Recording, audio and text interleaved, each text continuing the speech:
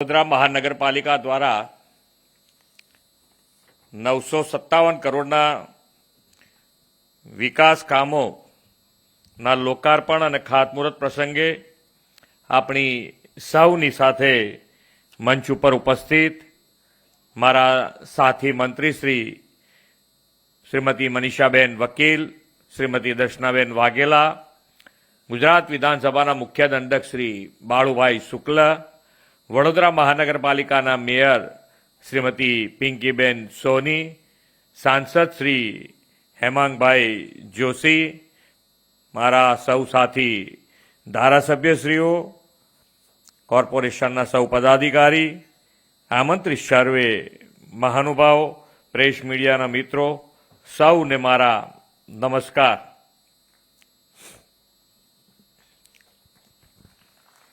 આજે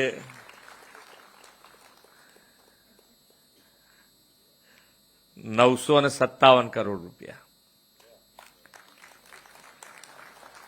આ હું એટલા માટે યાદ કરાવું છું કે જ્યારે માન્ય વડાપ્રધાન શ્રી અહીંયા મુખ્યમંત્રી હતા ને 2005માં શહેરી વિકાસ વર્ષ શરૂ કર્યું, તો એ વખતે શહેરી વિકાસનું બજેટ 500 કરોડ રૂપિયા હતું. કેટલું? 500 કરોડ રૂપિયા આખા રાજ્યનું. અને આજે આપણે એક જ શહેરમાં 957 કરોડ રૂપિયા એક દિવસે.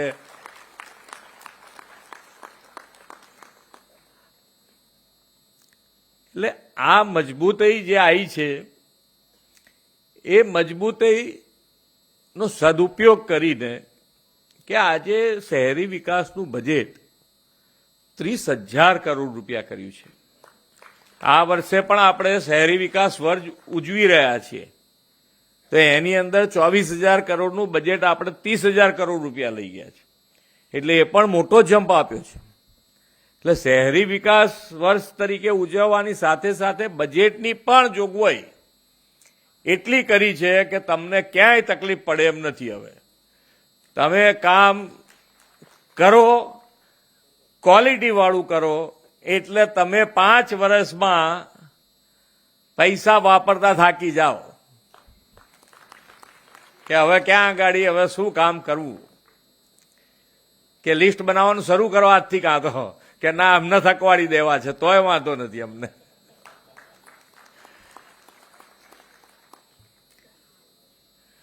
પણ જે માનનીય વડાપ્રધાન શ્રીનો વિકસિત ભારત અને વિકસિત ભારત માટે વિકસિત ગુજરાત, તો આ સંકલ્પ પૂરો કરવા માટેની નેમ સાથે આપણે બધા આગળ વધી રહ્યા છે.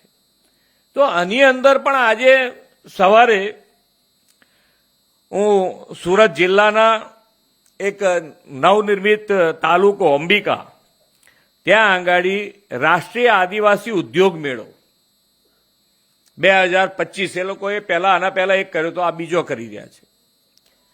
મારું કહેવાનું તાત્પર્ય એટલું છે કે નાનામાં નાનો માણસ આજે આદિવાસીમાં આ જે ફેર થયો છે રાષ્ટ્રીય કક્ષાનો, અને એની અંદર 400 જેટલા સ્ટોલ લાગ્યા છે.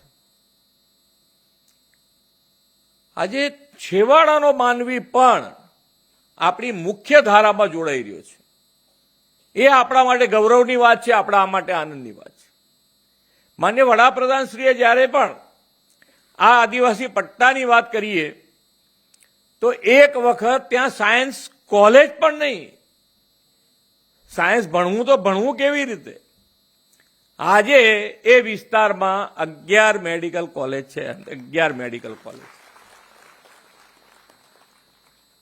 ડેવલપમેન્ટ માટેનો જે વિચાર અને એને આગળ વધારવા માટેનું ફાઇનાન્શિયલ પોઝિશન જે જોઈએ એ માન્ય વડાપ્રધાનશ્રીએ એક બે ખાલી તમને હજુ 500 કરોડ રૂપિયાની વાત કરી કે એ વખતે 500નું બજેટ હતું, પણ એમણે એ વખતે જાહેરાત કરી કે 5 વર્ષમાં 7500 કરોડ રૂપિયા અમે આ શહેરી વિકાસ વર્ષ અંતર્ગત વાપરીશું. 7500 કરોડ રૂપિયા. અને એટલે એ વખતે શહેરી વિકાસ વર્ષ ઉજવ્યા ત્યારે આપણને ઘણી બધી મુશ્કેલીઓ એ વખતે અહીંયા આગળ બધા એનવી પટેલ ને લાખાવાલાજી ને બધા ઘણા વડીલો પણ બેઠા છે કે ભાઈ આજે એ વખતે તમે 1 લાખ રૂપિયા કે 5 લાખ રૂપિયાનું કામ કરાવવું હોય તો કેટલા બધા આટા ફેરા મારવા પડે તારે એ કામ થતું ને આજે લાખની વાત જવા દો, કરોડનું કામ કરાવવું હોય તો તમે કોર્પોરેટરને ઇઝીલી કહી શકો છો.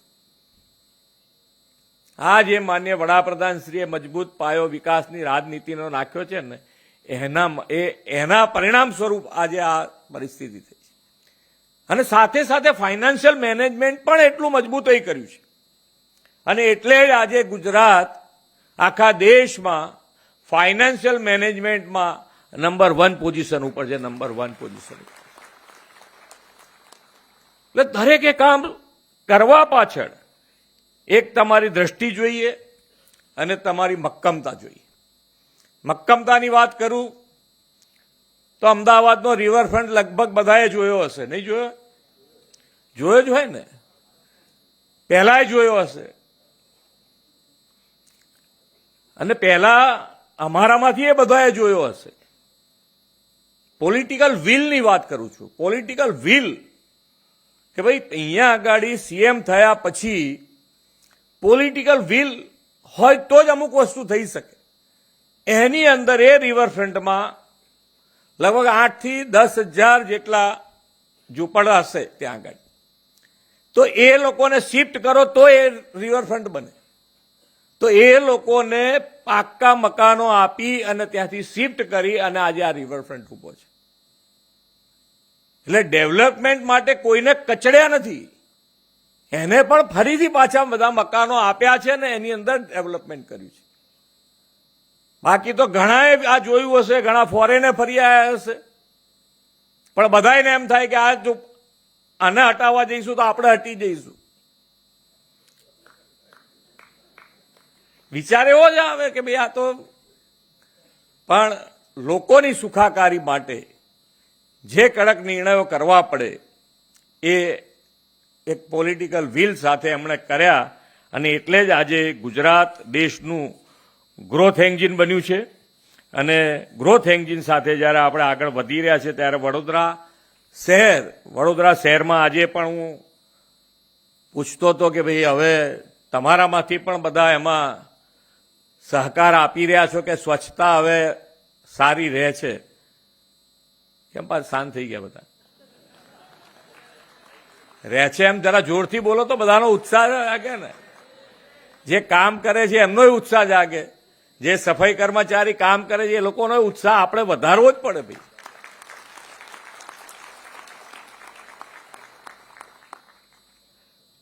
વડોદરા શહેર આજે ઘણા બધા કામો જેને કહેવાય કે લગભગ એમણે મને એવું કીધું કે 20 વર્ષ જૂના પ્રશ્નો હતા ડ્રેનેજના, એના આજે લોકાર્પણ થયા છે. એટલે 20 વર્ષ જૂનો પ્રશ્નનું આજે સોલ્યુશન થઈ ગયું છે.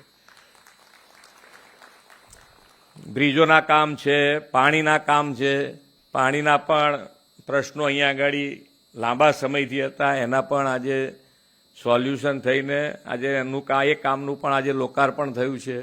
બ્રિજના કામ શરૂ થાય છે, બીજા પણ કરવાના હશે તો આપણે આગળ કરતા જઈશું. પણ ગ્રીન મોબિલિટી માટે પણ વડોદરા શહેર ઈવી હબ, ઈવી બસ ટર્મિનલ, ગ્રીન મોબિલિટીના પ્રોત્સાહન માટે વેસ્ટ મેનેજમેન્ટ અને રિન્યુએબલ એનર્જીની દિશામાં પણ વડોદરા શહેર આગળ વધ્યું છે, એ અભિનંદનને પાત્ર છે. પણ આપણે પાણીની વાત આપણે કરતા હોઈએ, જે આપણે કહીએ કે દ્રષ્ટિમંત નેતૃત્વ માન્ય વડાપ્રધાનશ્રીનું, એના માટેનું એક ઉદાહરણ કે ભાઈ અત્યારે આપણે પાણી ખેતીમાં હોઈએ એટલે પાણી વાપરવાની કોઈ એવી તકલીફ ના પડતી હોય, મળતું હોય પાણીને વાપરે બધા, એમાંય ના નહીં. પણ એ પાણી જ્યાં જ્યાં આપણા ગુજરાતમાં પણ ટ્રેનો પાણીની આવતી હતી રાજકોટને બાજુ, તો આજે એમાંથી આપણે બહાર આવી ગયા છે. તો આજે પાણી વાપરીએ એનો ના નથી, પણ ભવિષ્યની પણ ચિંતા આપણે જ કરવાની રહી કે આપણું ભવિષ્ય શું, ભવિષ્યમાં પાણીની તકલીફ ના પડે એના માટે આજથી આયોજન અને આખા ભારત દેશમાં કેચ ધ રેન અંતર્ગત એમણે આખું અભિયાન શરૂ કર્યું છે અને વરસાદનું પાણી જેટલું સંગ્રહ થાય એટલું સંગ્રહ કરવાનું અને ના થાય તો એને જમીનમાં કેવી રીતે ઉતારી શકાય એ અભિયાન આજથી શરૂ કર્યું છે. ગ્લોબલ વોર્મિંગની પણ આપણે વાતો કરતા હોઈએ કે ભાઈ ગ્લોબલ વોર્મિંગ વરસાદ એક બાજુ પડે તારે એક જ સાઈડે આખો એક જ દિવસ કે 2 દિવસમાં મેક્સિમમ વરસાદ પડી જાય, આખા સિઝનનો વરસાદ પડી જાય. આ બધામાંથી બહાર નીકળવા માટેનું પણ આયોજન શું હોઈ શકે તો કે ભાઈ ગ્રીન કવર જેટલું આપણે વધારીશું એટલા આની અંદરથી ઝડપથી બહાર નીકળી શકાય. તો એના માટેનું પણ અભિયાન એક પેડ માં કે નામ શરૂ કરાયું છે. તો એના માટે પણ આપણો પ્રયત્ન હોવો જોઈએ કે આપણે એક ઝાડ જ્યાં જગ્યા મળે ત્યાં આપણે ઉગાડવું જોઈએ. તો જ આ બધા જ જે પ્રશ્નો ભવિષ્યમાં આવી શકે છે, ભવિષ્યમાં વધારે આપણને હેરાન કરી શકે છે, એનું આજથી આપણે પ્લાનિંગ કરીને આગળ વધીશું. તો જ આપણે જે વિકસિત ભારતનું જે માન્ય વડાપ્રધાનશ્રીનું સપનું છે એને પૂર્ણ કરવા માટે ગુજરાત લીડ લે અને ગુજરાત જ્યારે જ લીડ લઈ શકે કે આપ સૌ સાથે મળીને આગળ વધો, આપણે સૌ સાથે મળીને આગળ વધીએ એ જ અભ્યર્થના સાથે વિરમું છું. ભારત માતા કી જય, વંદે માતરમ, જય જય ગરવી ગુજરાત. ધન્યવાદ.